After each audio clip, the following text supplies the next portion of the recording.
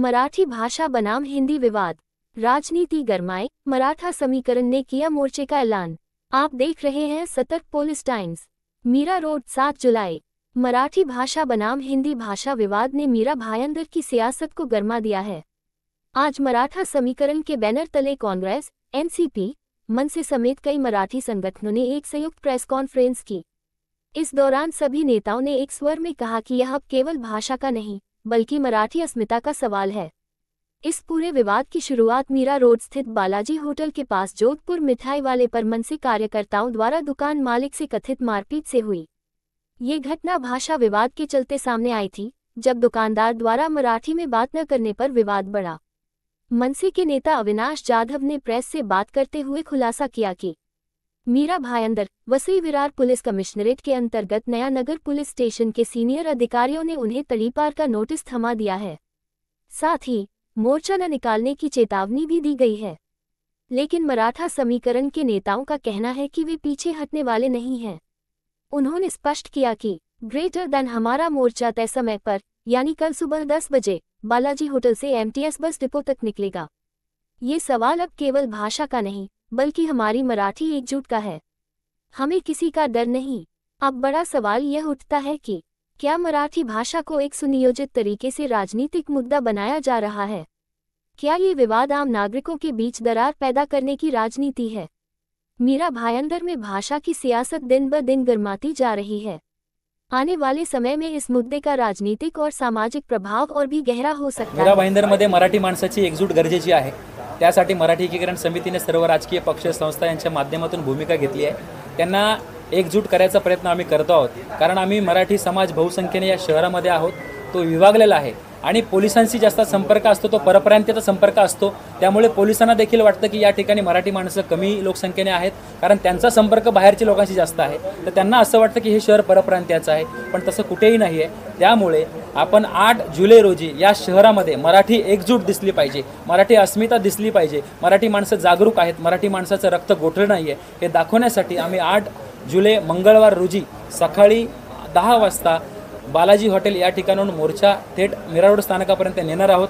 त्यामध्ये सर्व महाराष्ट्रप्रेमी, मराठीप्रेमी, विविध संस्था या महाराष्ट्राला आपलं मानतात, या संस्कृतीला आपलं मानतात, संत महापुरुष यांना आपलं मानतात, त्यांना सगळ्यांना आम्ही आव्हान केलं आहे की आपण एकत्र आहोत तर इथे टिकू शकतो। अन्यथा आज जसे आपल्या विरोधात मोर्चे निघले तसे उद्या भविष्यात मोर्चे निघतील आणि आपल्याला सांगतील की तुम्ही काय खायचं काय नाही खायचं हे आम्ही ठरवणार, किंवा तुम्ही या शहरात राहायचं की नाही राहायचं हे आम्ही ठरवणार। म्हणून भव्य मोर्चे हे लोक देखील काढतील आणि यांच्याकडे पैसा आहे, यांच्याकडे सत्ता आहे, या जीवावरती हे काही करू शकतात। म्हणून या सत्तेला आणि या पैशाला लाथाडण्यासाठी मराठी माणसाची एकजूट गरजेची आहे आणि हा मराठी माणूस लढवय्या आहे हे दाखवण्याची देखील गरज आहे। कायदा सुव्यवस्था अबाधित राहावी यासाठी रीतसर परमिशन घेऊन सुद्धा आपल्या सोबत जे काही राजकीय पक्षाचे कार्यकर्ते आहेत यांना पोलिसांच्या मार्फत नोटिसा गेल्या, त्याबद्दल आपण काय सांगता? कायदा सुव्यवस्था जी ही प्रशासन आहे ना आमच्यासाठी आहे। बघा, मागे सामंत साहेब आमचे कार्याध्यक्ष त्यांनी सांगितलं होतं की लोकशाही म्हणजे काय, स्थानिकांसाठी चालवलेले स्वराज्य म्हणजे ती लोकशाही ठरली पाहिजे। परंतु या लोकशाहीच्या महाराष्ट्रामध्ये आमच्यावरती दबाव आणला जातो, आमची गळचेपी केली जाते।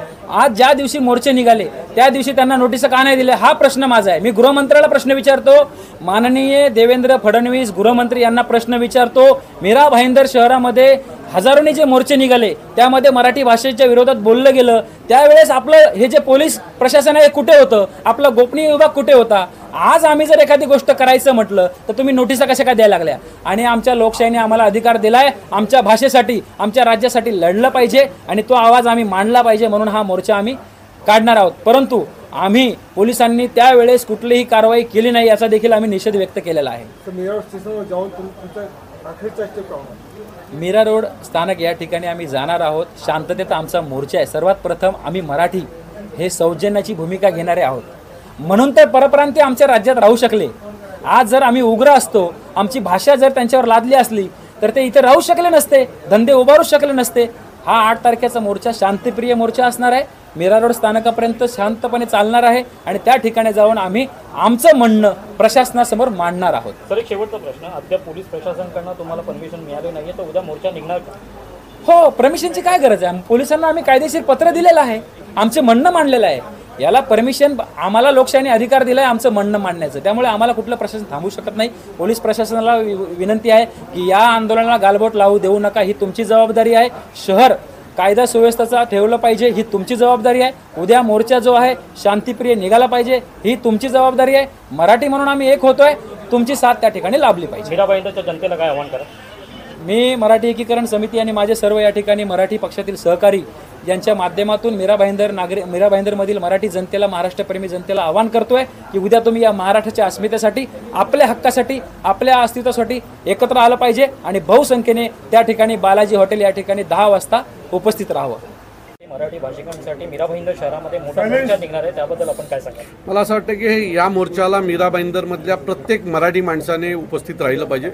कारण ज्या पद्धतीने मागच्या काही वर्षात मीरा भाईंदरमध्ये एक वातावरण तयार केलं जातं आहे की मीरा भाईंदरमधला मराठीचा टक्का कमी झालेला आहे, बाहेरनं आलेल्या लोकांचा टक्का जास्त आहे, मेट्रोपॉलिटन सिटी झालेली आहे.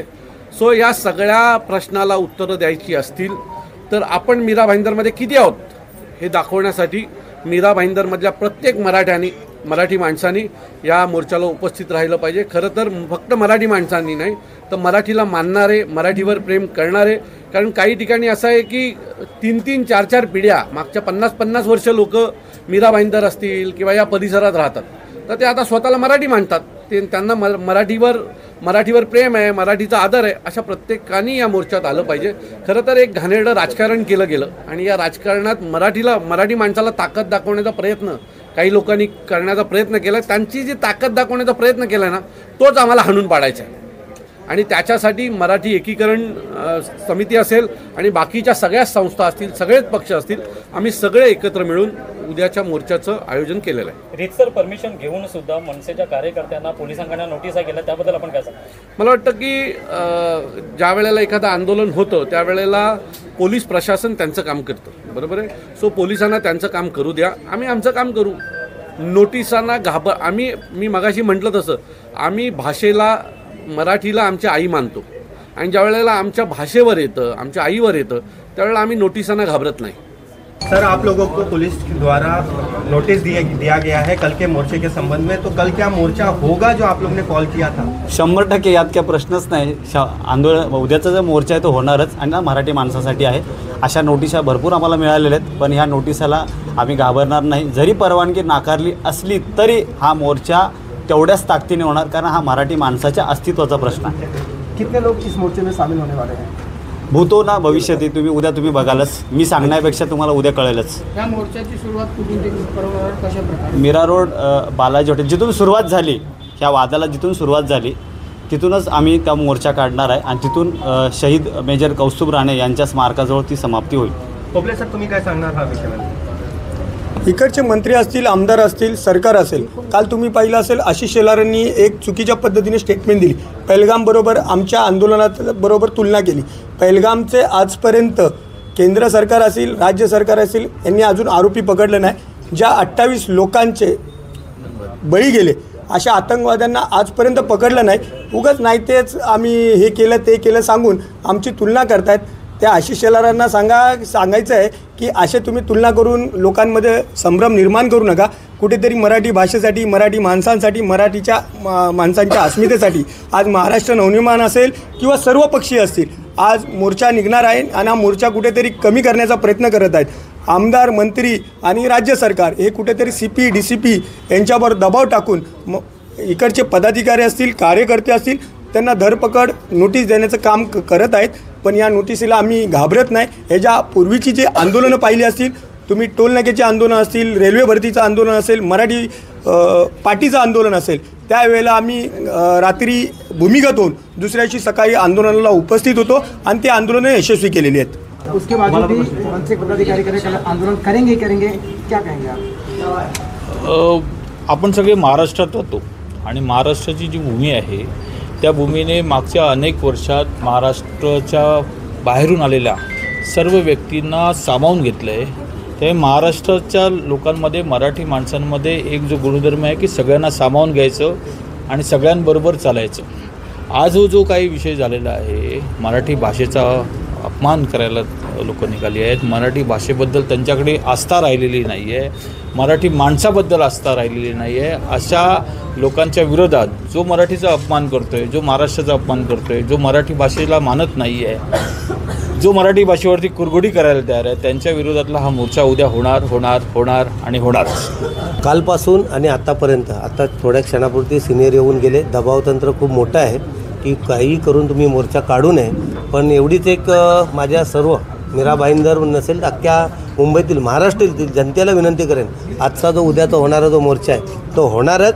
पुऱ्या ताकदीने तिकडे उचला, कारण सर्व पक्षीय जेवढे मराठी एकत्र आलेले आहेत हीच वेळ आहे. कारण त्यांनी कुठलेही परमिशन नसताना तो मोर्चा निघाला कसा, त्याच्यावरती का नाही दबावतंत्र निघाला. एका फोनवरती एवढा मोर्चा निघू शकतो. तर आम्ही जी केलेली एक मराठी माणसांनी ताकद निर्माण केलेली आहे त्याच्यामुळे हा मोर्चा होणारच. कारण आमच्या अंगामध्ये आमच्या रक्तामध्ये बाळकडू आहे आणि ते उद्या आम्ही दाखवणार.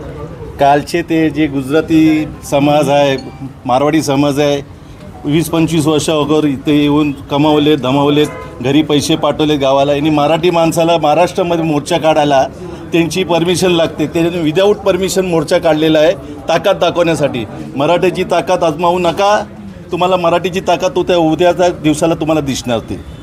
सर, कल का मैं जो बैनर देख रहा था उसमें लिखा था कि कोई भी पक्ष का झंडा नहीं मिलेगा, उस पर क्या कहोगे? कल के मोर्चा कल का जो मोर्चा है सिर्फ मराठी माणूस का मोर्चा है. जो मराठी माणूस ने, ज्या मराठी माणसाने प्रत्येक जाती धर्म सगळ्या देशातल्या माणसांना या शहरामध्ये सामावून घेतलं, त्यांच्याशी प्रेमबंधू भावाने वागले. पण आज तेच माणसं मराठीचा विरोध, तुम्हाला मराठी येत नाही आमचा त्याचा तर काहीच द्वेष नाही, पण तुम्ही मराठी माणसाचा भाषेवरून तुम्ही वाद घालून, तुम्ही कुरघोडी करून, दबावतंत्र वापरून त्यांच्या भाषेला ललकाराल तर त्याचं उत्तर दिलं जाईल. आणि कालच एका कलाकारानं खूप मोठं आव्हान केलं, मी येऊन दाखवतो, राहून दाखवतो. ह्या पद्धतीची जी त्यांची भाषा आहे ही भाषा सहन केला जाणार नाही. प्रत्येक मराठी माणसानं प्रत्येकाला सामावून घेतल्यानं सामावून घेत राहील, पण मराठी भाषेवर आणि मराठी माणसावर जो कुरघोडी करेल त्याचं उत्तर त्याला त्याच भाषेत दिलं जाईल. आज या महाराष्ट्रामध्ये मराठीचा अपमान करून व्यापारी जर एवढ्या मोठ्या संख्येने मोर्चा काढत असतील तर मराठी माणूस आहे तो तर मराठीसाठी करणारच आणि 100% करणार. हा मोर्चा खूप मोठ्या प्रमाणात असणार आहे आणि खूप भव्य दिव्य असा मोर्चा होणार आहे आणि ह्याची दखल संपूर्ण महाराष्ट्रच नाही तर पूर्ण भारत घेईल.